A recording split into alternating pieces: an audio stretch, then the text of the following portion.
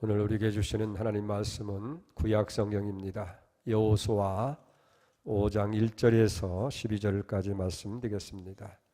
구약 성경 324쪽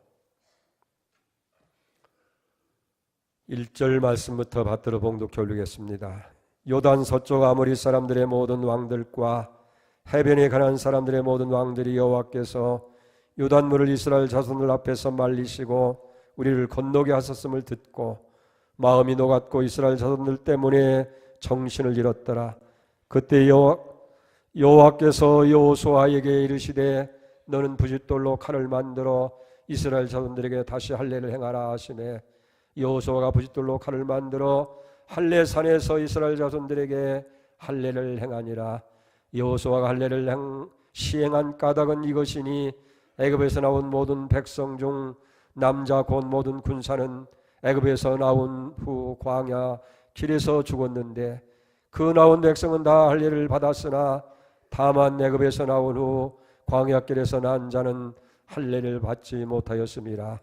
이스라엘 자손들이 여호와의 음성을 청종하지 아니하므로 여호와께서 그들에게 대하여 맹세하사 그들의 조상들에게 맹세하여 우리에게 주리라고 하신 땅 곧 젖과 꿀이는 땅을 그들이 보지 못하게 하리라 하시매 애굽에서 나온 족속 곧 군사들이 다 멸절하기까지 40년 동안을 광야에서 헤매었으니 그들의 대를 잇게 하신 이 자손에게 여호수아가 할례를 행하였으니 길에서는 그들에게 할례를 행하지 못하였으므로 할례 없는 자가 되었음이었더라.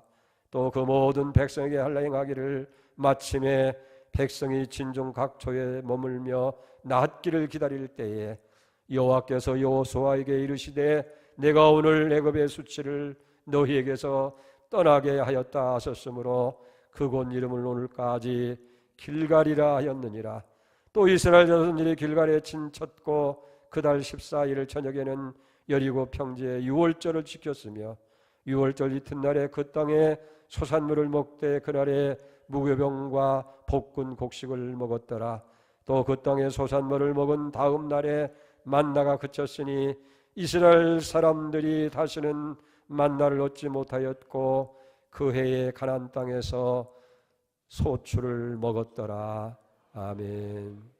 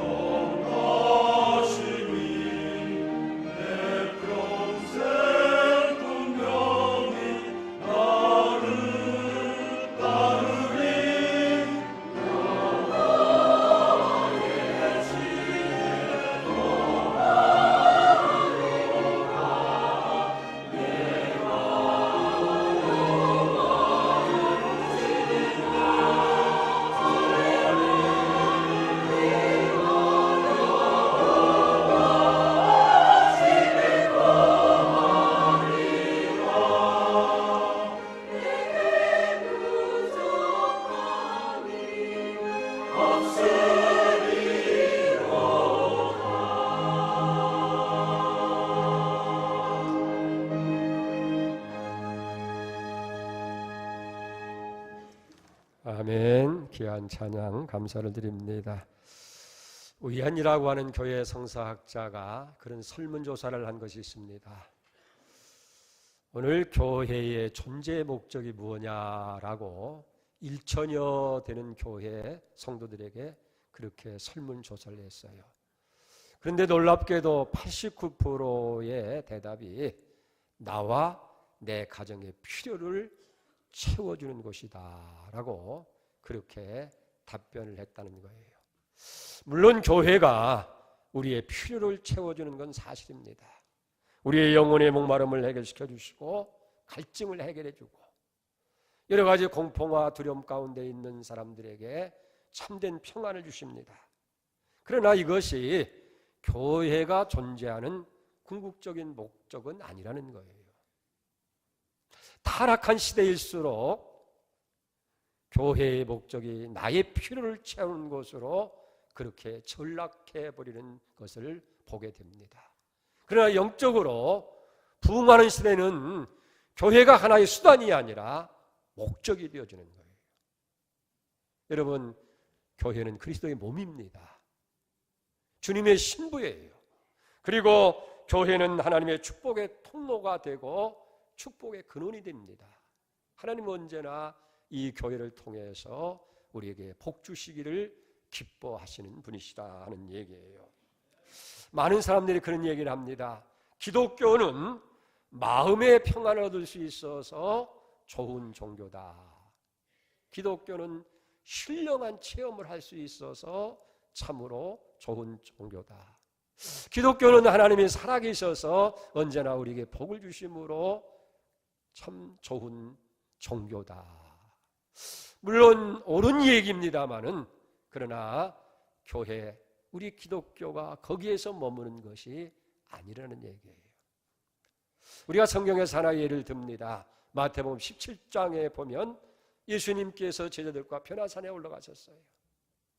그때 갑자기 예수님의 용모가 변해서 해같이 빛이 나고 그 옷이 빛처럼 휘어졌더라는 거예요. 그때 모세와 엘리야와 더불어서 주님이 대화하는 모습을 보고 베드로가 너무 감격을 한 거예요. 예수님 앞에 그런 당부를 하는 얘기가 마태복음 17장 4절입니다. 주여, 여기가 좋사오니 주께서 만일 원하시면 내가 여기 초막셋을 짓되 하나는 주를 위해서, 하나는 모세를 위해, 하나는 엘리야를 위해서 하리이다.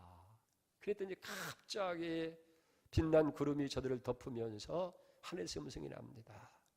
이는 내 사랑하는 자요, 내 기뻐하는 아들이라. 너희는 저의 말을 들어라. 그만 놀라서 저들이 기절한 것처럼 두려워하고 있을 때에 예수님 두려워하지 말라고 일으킵니다. 그런데 모세와 엘리야는 사라진 거예요. 그때 제자들에게 예수님 명해서 산 아래로 내려옵니다.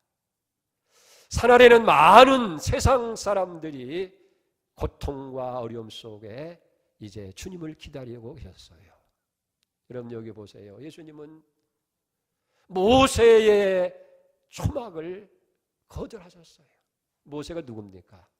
구약 율법을 대표하는 거예요. 교회 안에서 말씀을 가르치고 율법을 가르치고 성경 공부를 합니다. 그러나 그 지식이 내 삶과 세상과 전혀 관계가 없다고 한다면 그게 무슨 의미가 있겠느냐는 얘기예요. 아무리 성경적인 지식이 많이 있다 할지라도 그것으로 세상을 변화시킬 수 있는 것은 아니라는 거예요.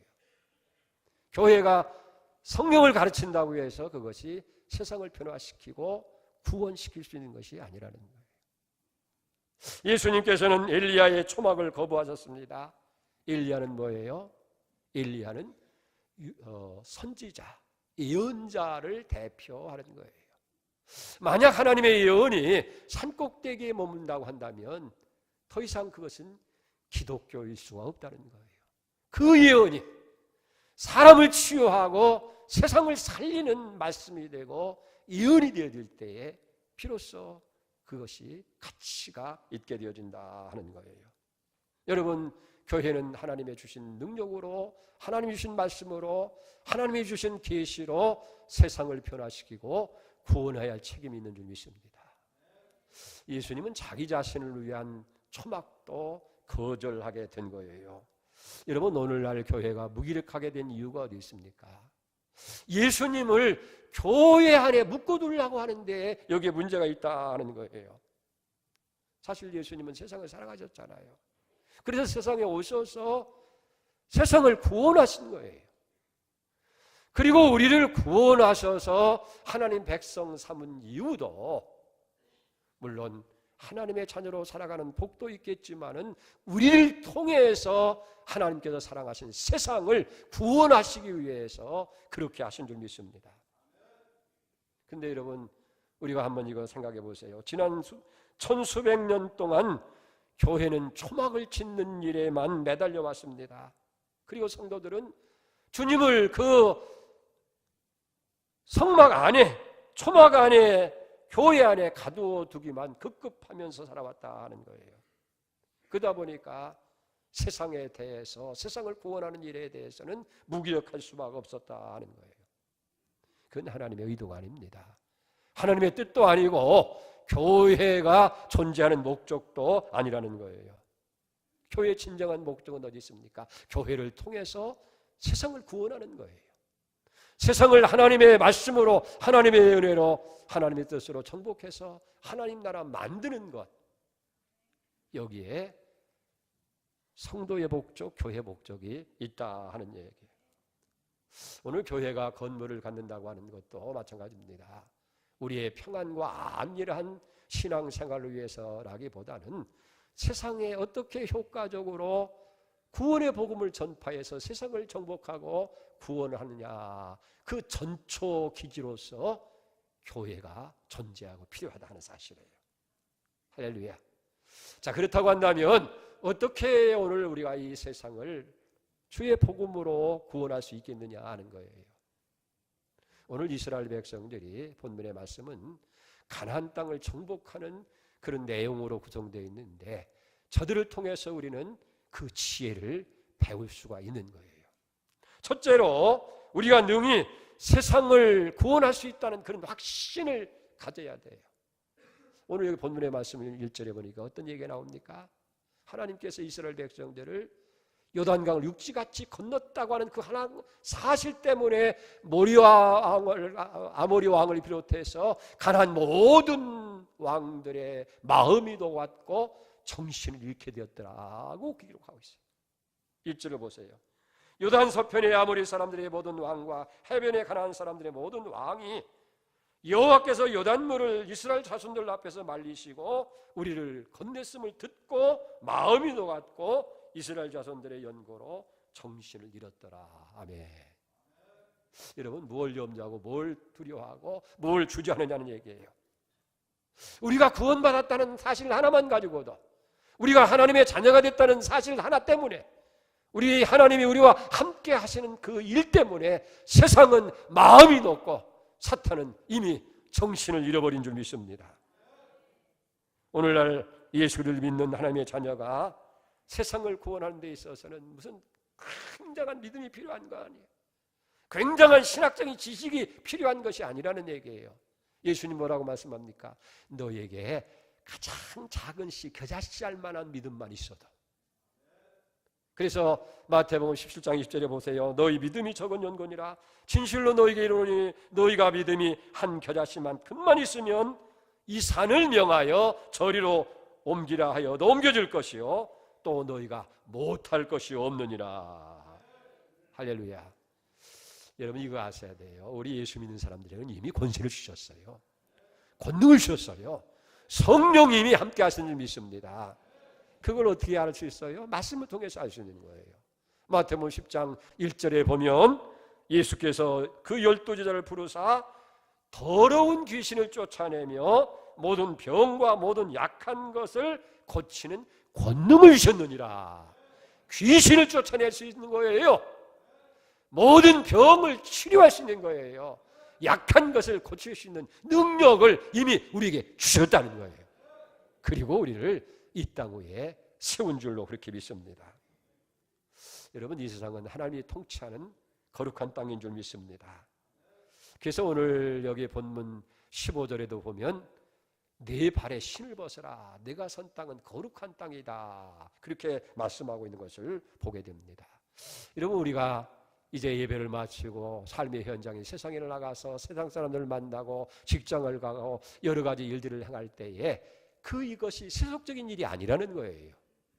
우리가 하나님 앞에 예배드리는 것처럼 역시 하나님의 거룩한 사역에 우리가 함께 참여하는 일이라는 사실을 잊어서는 아니 된다 하는 거예요.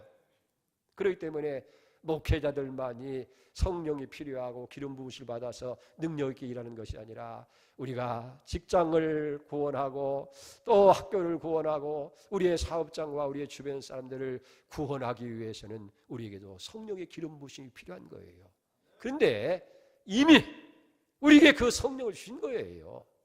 사도행전 1장 8절에 보면 오직 성령이 너에게 임하시면 너희가 권능을 받고 예루살렘과 온 유다와 사마리아와 땅끝까지 이르러서 내 증인이 되리라 하시니라. 할렐루야. 하나님께서 우리를 세상에 보내실 때에 성령의 권능으로 덧입혀서 하나님께서 통치하는 이 거룩한 세상에 하나님의 사자가 되게 하시고 하나님의 왕권을 가지고 세상을 통치하도록 하신 줄 믿습니다. 그렇기 때문에 성도는 두 가지 일을 하는 거예요. 교회에 나와서는 제사장 역할을 하는 거예요. 이게 종교개혁의 마틴 루터가 계획을 한 내용입니다. 만인 제사장, 모두가 하나님 앞에 우리는 왕같은 제사장으로 하나님 앞에 예배를 드리는 거예요. 이걸 제사라고 부여했는데 예배를 드리는 것이고, 세상에 나가서는 그 세상을 다스리고 통치하고 구원하는 구원의 거룩한 사역을 우리가 동시에 진행하는 사람들이라는 거예요. 그렇기 때문에 이 시대에 우리에게 주시는 하나님 명령이 뭡니까? 만민에게 복음을 전하라. 여기 이스라엘 백성들에게 가나안 땅을 정복하라고 하는 말씀처럼 우리는 복음을 가지고 세상을 정복하고 하나님 나라에 만들 그런 명령을 받고 있는 줄 믿습니다. 성경에 어떤 사람들은 그런 얘기를 해요. 성경을 보니까 맨 군사적인 용어가 너무 많아요. 전투적이고 뭐 그런 것뿐입니다. 옳습니다. 믿음 생활이라고 하는 것은 여러분 영적인 싸움이에요. 그리고 하나님의 교회는 군대입니다. 하나님의 백성은 거룩한 하나님 군대의 병사가 되어준 줄 믿습니다. 근데 여기 보세요. 우리가 하나님의 병사가 됐다는 한 가지 사실만 가지고도 세상은 마음이 녹은 거예요. 세상의 모든 것들은 정신을 잃은 줄 믿습니다. 그렇기 때문에 능히 우리는 세상을 정복할 수 있다. 확신이 먼저 있고 담대함이 있어야 된다는 거예요. 두 번째로 어떻게 우리가 이제 세상을 교회가 구원할 수 있겠느냐? 거룩한 능력이 있어야 된다 하는 거예요.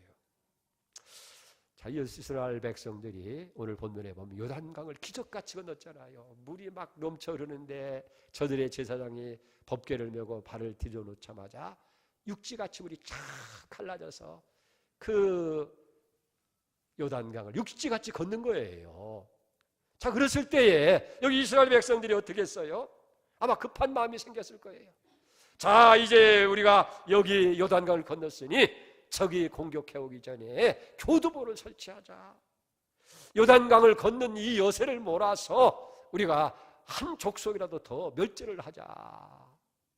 그래서 활을 가다듬고 녹슨 칼을 갈고 군사를 재편하고 그래서 전진하려고 해요. 근데 보세요. 하나님께서는 이스라엘 백성들에게 전혀 다른 명령을 내리시는 거예요. 무슨 교두보를 진지를 구축하라고 하는 것도 아니고 전투하기 위해서 앞으로 전진하라는 명령이 아니고 여호수아에게 뭐라고 말씀합니까? 그 사막 위에 모든 군사들을 다 눕혀놓고 할 일을 행하라 하는 거예요. 이런 행할 내가 뭐예요? 남자의 생식기를 이제 잘라내는 거예요. 오늘 2절을 보세요. 그때 여호와께서 여호수아에게 이르시되 너는 부싯돌로 칼을 만들어 이스라엘 자손에게 할례를 행하라. 여러분, 얼마나 어처구니 없고 이 황당한 명령이냐는 얘기예요. 아마 저가 여호수아였다면 그렇게 대답할 거예요. 하나님, 그럴 수가 없습니다. 아니, 이 전쟁터에서 할례라니요, 어떻게 그렇게 위험한 일을 할 수 있습니까? 아니, 창세기 34장도 모르십니까?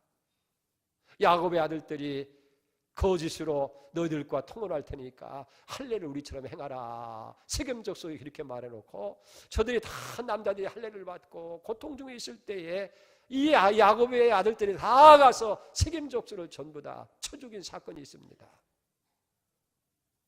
아니, 우리가 할례를 앓고 며칠 동안 그냥 고통 중에 있을 때에 저기 알고라 비밀이 새어나가면 우리는 한순간에 다 죽은 목숨인데 어떻게 그렇게 할 수 있겠느냐 하는 얘기예요. 여기에 대한 하나님의 답변이 뭡니까? 세상을 정복하고 구원하는 데는 하나님의 군대의 어떤 능력이나 인간적인 작전이나 전술에 있는 것이 아니라는 거예요. 하나님 백성이 세상을 정복하고 구원하는 것은 거룩성을 회복하는 데 있다. 왜 교회가 무기력합니까? 왜 세상에서 교회가 지탄을 받습니까? 교회가 거룩성을 상실했기 때문에, 거룩해야 할 교회가 세속화되어졌기 때문에 세상에 아무런 영향력을 끼칠 수가 없고 힘을 발휘할 수가 없다 하는 거예요. 오늘의 교회에 무슨 재주가 부족하고 능력이 부족하고 자원이 부족한 것이 아니에요. 돈도 있고 사람도 많이 있습니다마는, 그러나 세상을 정복할 수 있는 능력은 그런 인적 자원이나 세상적인 물질에 있는 것이 아니라 교회의 거룩함에 있다. 교회가 세상을 정복하기 위해서는 거룩함을 회복하는 거예요. 자, 여기 성경을 다시 봅니다. 이스라엘 백성들이 하나님의 명령을 따라서 할례를 마쳤을 때 하나님께서 뭐라고 말씀하세요? 9절을 봅니다. 여호와께서 여호수아에게 이르시되 내가 오늘 애굽의 수치를 너희에게서 떠나가셨다 하셨으므로 그곳 이름을 오늘까지 길갈이라 하였다. 굴러보냈다, 떠내보냈다. 이 길갈이라고 하는 이름이 그런 뜻이에요. 근데 여기 재밌는 얘기는 무할례의 수치를, 너희가 무할례가 없어서 하나님과 구별된 백성이 아니더니 그 무할례의 수치를 굴러보냈다는 것이 아니고 애굽의 수치를 굴러보냈다라고 그렇게 말씀하고 있는 걸 봅니다. 무슨 얘기예요? 가나안 땅에 이스라엘 백성이 들어왔다고 해서 저절로 하나님의 친백성이 되는 것이 아니라는 얘기예요. 과거의 애굽 땅에서 악한 본성을 잘라내야 비로소 하나님의 백성으로 살 수가 있는 것이고 새로운 땅을 정복하는 왕의 사역을 감당할 수가 있게 된다는 겁니다. 그래서 성경에 뭐라고 말씀합니까? 너희는 마음으로 할례를 받으라는 거예요. 애굽의 노예 근성을 잘라내려는 거예요. 잘못된 인생의 목표를 버리라는 거예요. 여기서 애굽이라고 하는 것은 저 이집트도 얘기했지만 오늘 세상을 얘기하는 거예요. 세상의 수치. 이 세상의 모든 그런 잘못된 것을 우리가 잘라내야 비로소 하나님 나라의 가치관이라는 새싹이, 세상을 향하던 가치관, 세상을 향한 그 욕망, 이걸 잘라내야 비로소 우리는 하나님 나라의 가치관의 새싹이 우리에게 돋게 되어진다 하는 거예요. 그렇기 때문에 하나님께서는 저들이 할례를 행했을 때에 애굽의 모든 수치가 다 굴러갔느니라. 할렐루야 얘기하는 거예요. 여러분, 세상을 얻는 싸움은 영토를 얻는 싸움이 아니라는 거예요. 하나님 나라를 이 땅에 확장시키는 신령한 전쟁이 되는 거예요. 이 영적 싸움을 우리가 착각하고 있는데 가서 무조건 뺏고 무조건 만드는 것이 아니고요. 영적 싸움은 어떤 거냐면 잘라내는 거예요. 버리는 거예요. 잃어버리는 거예요. 우리가 지금까지 애지중지 여기던 그런 세상의 욕망이라든지 욕심이라든지 이런 모든 걸 다 버려야 된다는 거예요. 다시 말해서 하나님을 섬기고 하나님을 예배하고 하나님 나라를 위해서 하는 사역에 방해가 되는 우선순위가 있을 거 아니겠어요? 제일 방해 요소가 뭔지, 그것이 습관이든지 취미든지 아니면 세상에 대한 욕심이든지 정욕이든지 이런 것들을 버려야 된다는 거예요. 버려야 돼. 여러분, 바울이 뭐라고 했습니까? 예수를 얻고 내가 그 안에서 발견되기 위해서 내가 지금까지 유익하게 여기고 지금까지 소중히 여겼던 것을 다 버렸다고 그랬어요. 빌립보서 3장 7절 말씀입니다. 그러나 무엇이든지 내게 유익하던 것을 내가 그리스도를 위하여 다 해로 여길 뿐만 아니라 또한 모든 것을 해로 여기면 내 주 예수 그리스도를 아는 지식이 가장 고상하기 때문이라. 내가 그를 위하여 내 모든 것을 잃어버리고 배설물로 여김은 그리스도를 얻고 그 안에서 발견됩니다. 여러분, 세상을 구원하는 힘은 물질이 아니에요.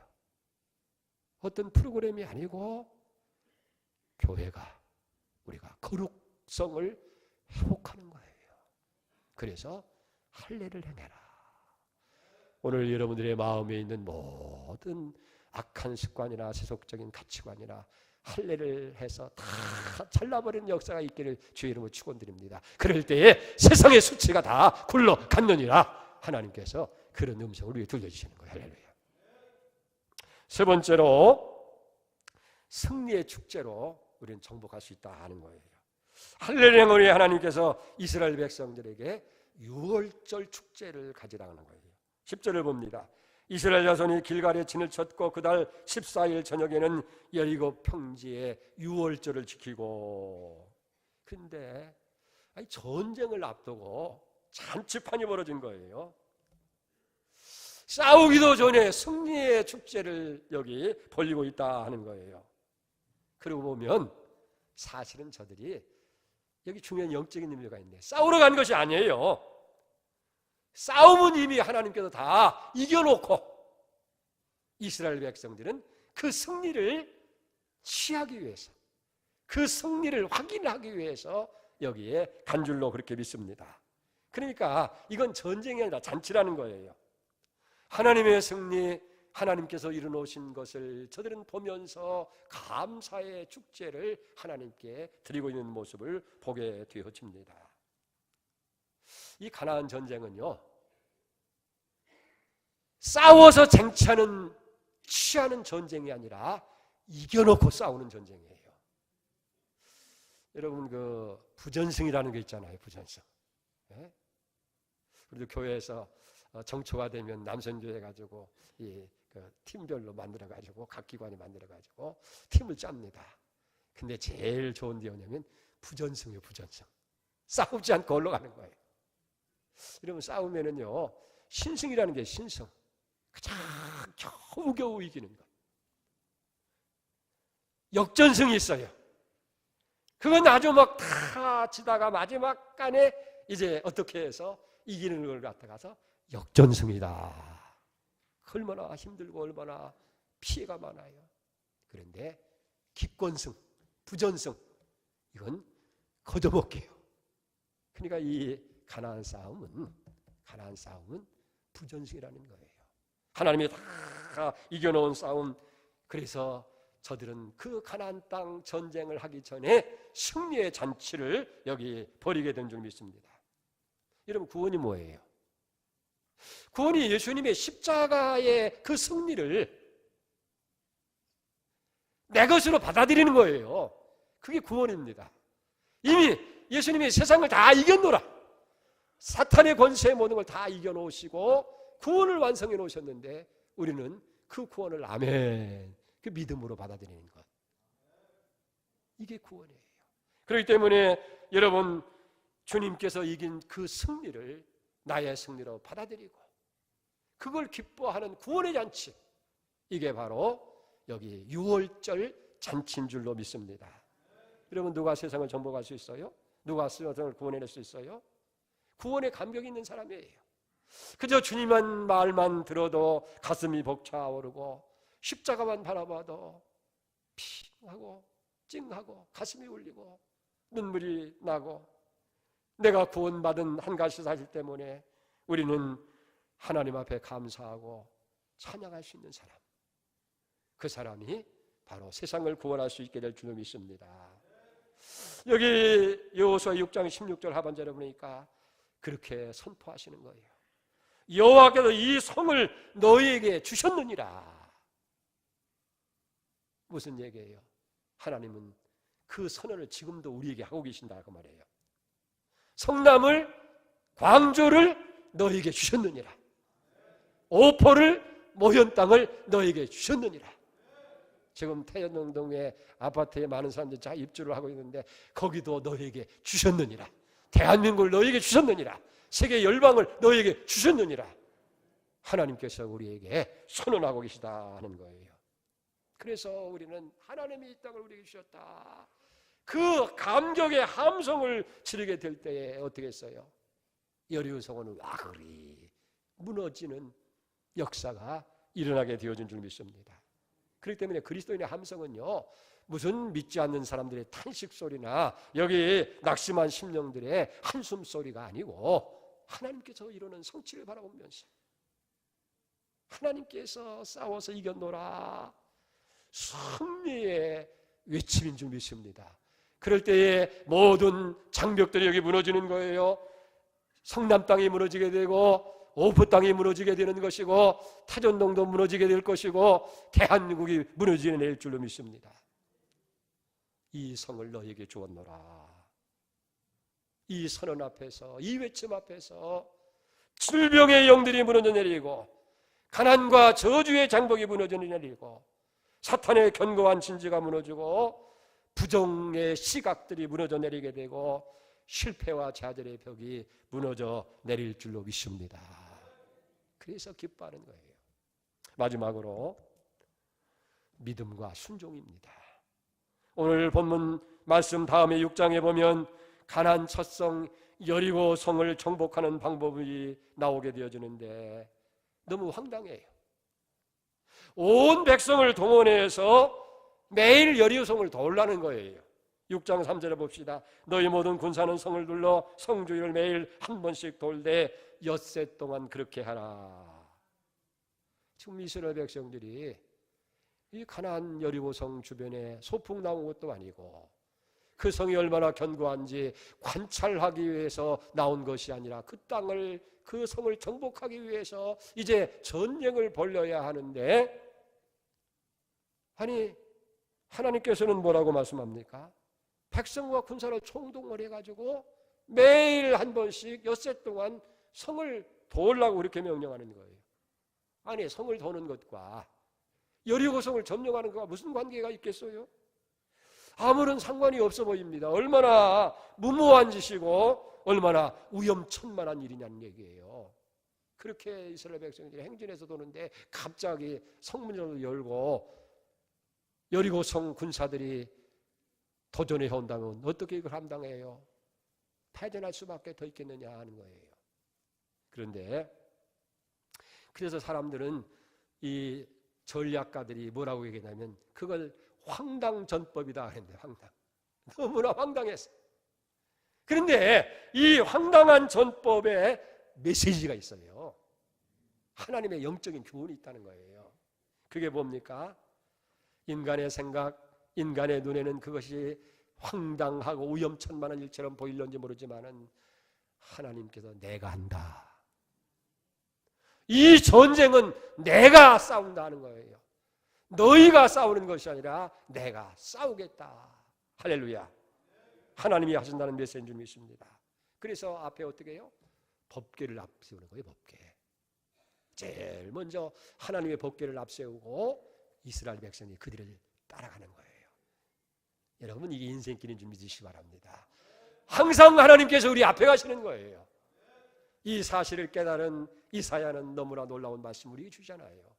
45장 2절에 보니까 내가 네 앞서가서 험한 곳을 평탄케 하며 논문을 젖어부으며 채비장을 꺾고 내게 흑암 중에 보아와 은밀한 곳에 숨은 재물을 내게 주어서 너를 지명하여 부른 자가 나 여호와 이스라엘 하나님인 줄 알게 하리라. 이 말씀만 확실히 여러분이 믿어진다고 한다면 두려울 게 없어요. 언제나 하나님이 우리 앞서가신다는 거예요. 그냥 가는 것이 아니라 앞서가셔서 험한 건 다 평탄케 합니다. 가로막는 세빗장 논문 다 부수십니다. 그리고 하나님께서 우리를 축복하신다고 한다면 뭘 염려하고 뭘 두려워하겠어요. 할렐루야. 내가 네 앞서가서 하나님이 법궤를 앞세우고 나가는 거예요. 그 다음에는 뭐라고 얘기합니까? 아무 소리도 하지 말라는 거예요. 여호수아가 백성에 명하여되 너희는 외치지 말며 너희의 음성을 들리지도 말며 너희 입에서 아무 말도 하지 말라. 그러다가 내가 너에게 명하여 외치라 하는 날에 외치라. 인간의 입을 닫으라는 거예요. 가나안 놔둔 뭐라고 했어요? 야, 이거 이상하다. 아니 이 여리고성을 점령하려고 왔는데 이렇게 높은 성을 그냥 돈다고 무슨 일이 벌어져? 아마 굉장했을 거예요. 입을 딱 다물고 그 다음에 저희 들어야 할 소리가 있어요. 제사장들이 양각 나팔을 불고 이제 그 나팔 소리를 들으면서 하라는 거예요.